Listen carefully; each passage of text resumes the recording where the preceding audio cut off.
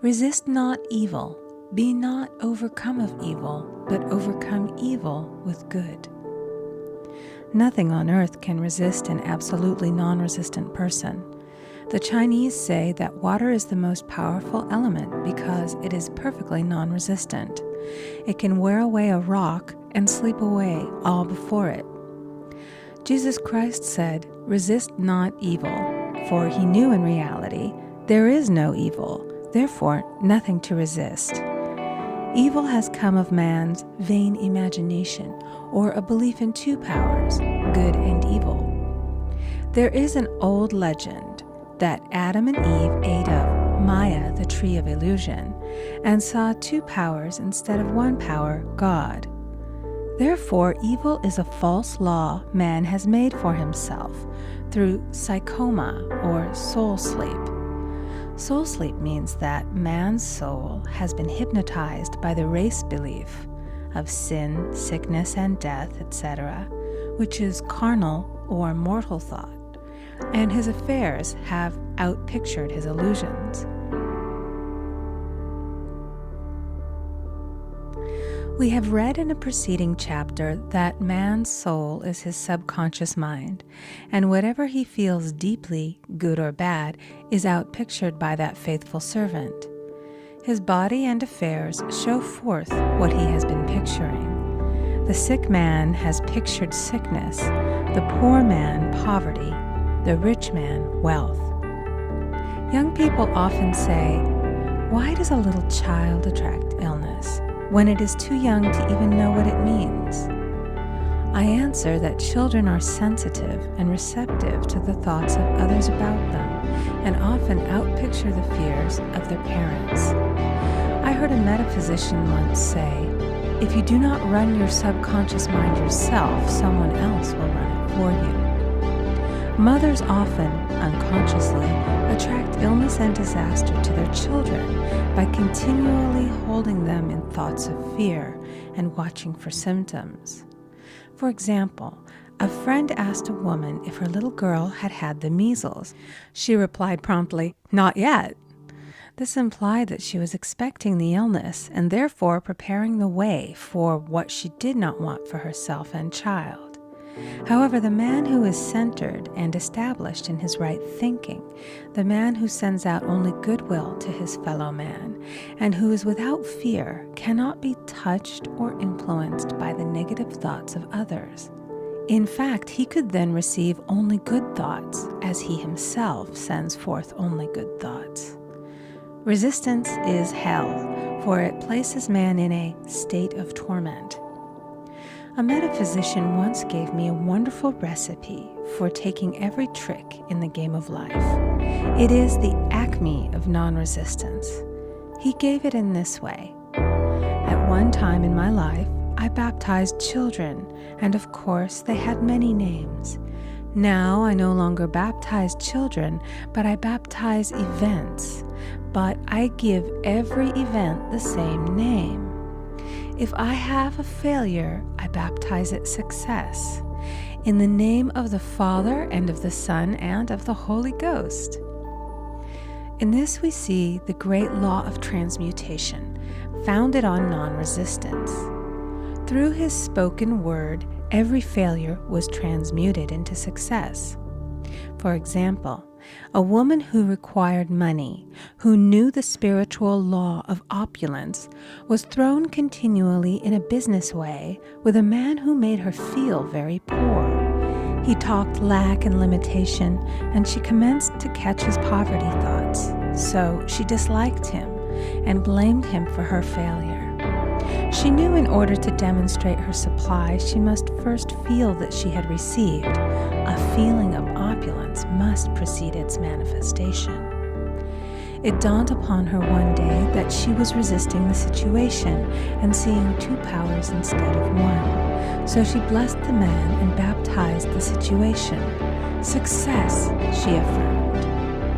As there is only one power, God, this man is here for my good and my prosperity, just what he did not seem to be there for.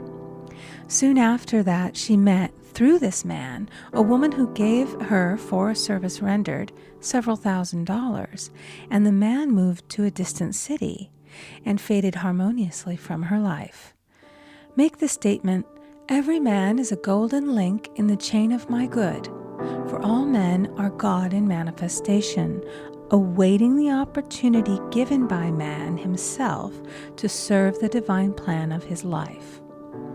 Bless your enemy, and you rob him of his ammunition. His arrows will be transmuted into blessings." This law is true of nations as well as individuals. Bless a nation, send love and goodwill to every inhabitant, and it is robbed of its power to harm. Man can only get the right idea of non-resistance through spiritual understanding. My students have often said, "I don't want to be a doormat." I reply, when you use non-resistance with wisdom, no one will ever be able to walk over you. Another example. One day I was impatiently awaiting an important telephone call. I resisted every call that came in and made no outgoing calls myself, reasoning that it might interfere with the one I was awaiting. Instead of saying, "Divine ideas never conflict, the call will come at the right time," leaving it to infinite intelligence to arrange, I commenced to manage things myself. I made the battle mine, not God's, and remained tense and anxious. The bell did not ring for about an hour, and I glanced at the phone and found the receiver had been off that length of time, and the phone was disconnected.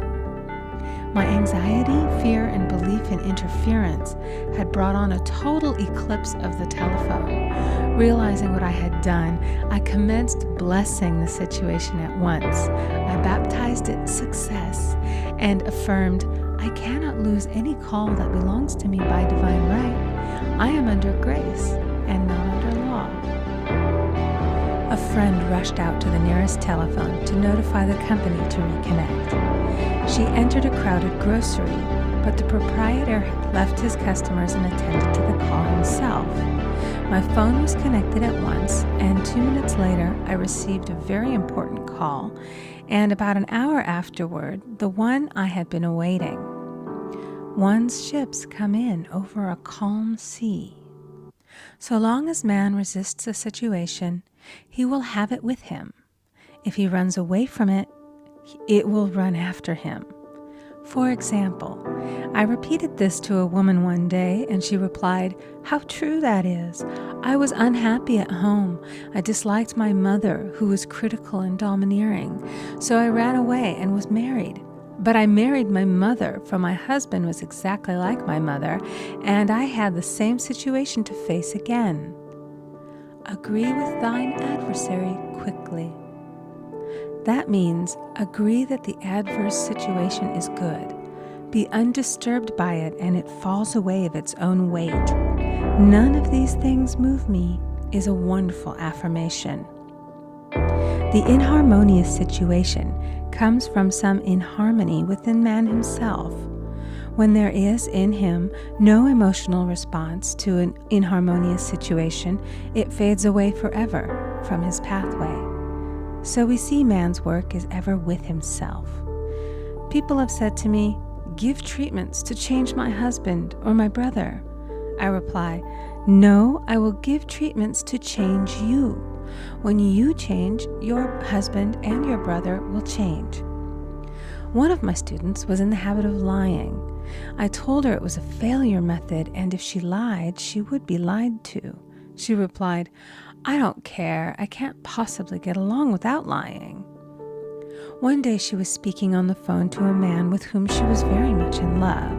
She turned to me and said, "I don't trust him. I know he's lying to me."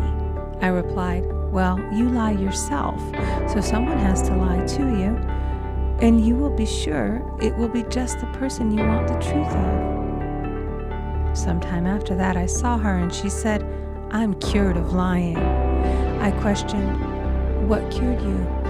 She replied, "I've been living with a woman who lied worse than I did." One is often cured of his faults by seeing them in others. Life is a mirror, and we find only ourselves reflected in our associates. Living in the past is a failure method and a violation of spiritual law. Jesus Christ said, "Behold, now is the accepted time. Now is the day of salvation." Lot's wife looked back and was turned into a pillar of salt. The robbers of time are the past and the future. Man should bless the past and forget it, if it keeps him in bondage, and bless the future, knowing it has in store for him endless joys, but live fully in the now. For example, a woman came to me complaining that she had no money with which to buy Christmas gifts. She said, "Last year was so different. I had plenty of money and gave lovely presents, and this year I scarcely have a cent." I replied, "You will never demonstrate money while you are pathetic and live in the past. Live fully in the now and get ready to give Christmas presents. Dig your ditches and the money will come." She exclaimed, "I know what to do. I'll buy some tinsel, twine, Christmas seals, and wrapping paper." I replied, "Do that, and the presents will come and stick themselves to the Christmas seals."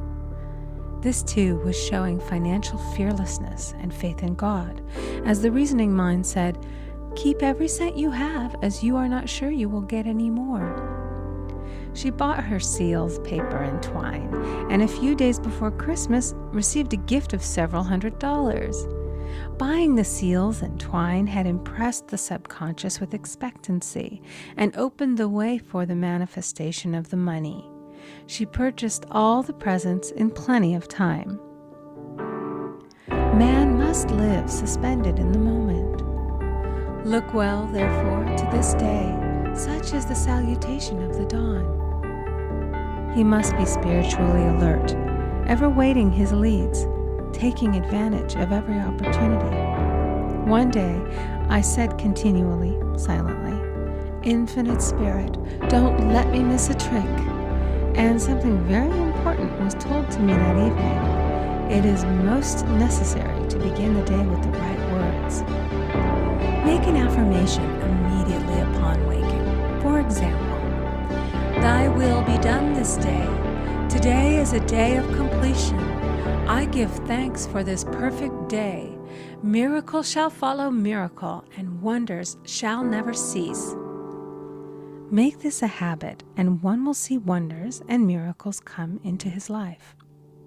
One morning, I picked up a book and read, "Look with wonder at that which is before you." It seemed to be my message for the day, so I repeated it again and again. Look with wonder at that which is before you. At about noon, a large sum of money was given to me, which I had been desiring for a certain purpose. In the following chapter, I will give affirmations that I have found most effective. However, one should never use an affirmation unless it is absolutely satisfying and convincing to his own consciousness. And often, an affirmative is changed to suit different people. For example, the following has brought success to many. I have a wonderful work in a wonderful way. I give wonderful service for wonderful pay. I gave the first 2 lines to one of my students, and she added the last 2. It made a most powerful statement, as there should always be perfect payment for perfect service, and a rhyme sinks easily into the subconscious. She went about singing it aloud, and soon did receive wonderful work in a wonderful way, and gave wonderful service for wonderful pay. Another student, a businessman, took it and changed the word to business. He repeated, "I have a wonderful business in a wonderful way, and I give wonderful service for wonderful pay." That afternoon, he made a $41,000 deal, though there had been no activity in his affairs for months. Every affirmation must be carefully worded and completely cover the ground. For example, I knew a woman who was in great need and made a demand for work. She received a great deal of work, but was never paid anything. She now knows to add wonderful service for wonderful pay. It is man's divine right to have plenty, more than enough. His barns should be full, and his cup should flow over. This is God's idea for man, and when man breaks down the barriers of lack in his own consciousness, the golden age will be his, and every righteous desire of his heart fulfilled. End of Chapter 4. Recording by Amy Conger.